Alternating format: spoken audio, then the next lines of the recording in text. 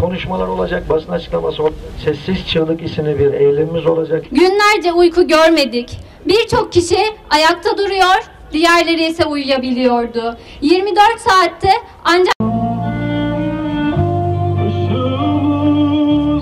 Çalın uykusuz eşiklerde, yastan bir ev kurmuş. Anamızın şimdi eteğine koyanlar geldi. Kör bir kuyu boyanlar geldi. Öpücük bile incitirken akçe kıyanlar geldi. Burada Suriye hapishanelerinde acı içinde özgürlük bekleyenleri ve meydanları doldurarak onlar için vicdanını ayağa kaldıranları selamlıyoruz. Biliyoruz ki mazlumlar ve ezilenler için vicdan haykırışından daha güçlü bir imkan yok.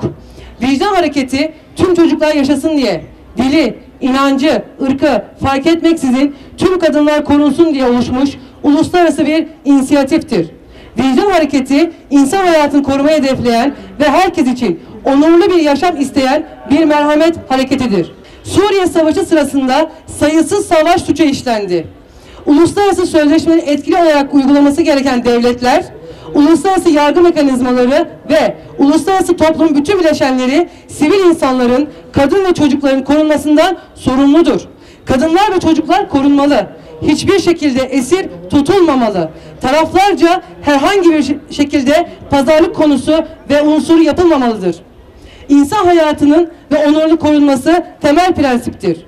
Bu prensibin ve sorumluluklarının yerine getirilmesi ancak insanlık vicdanının harekete geçmesiyle mümkün olabilecektir.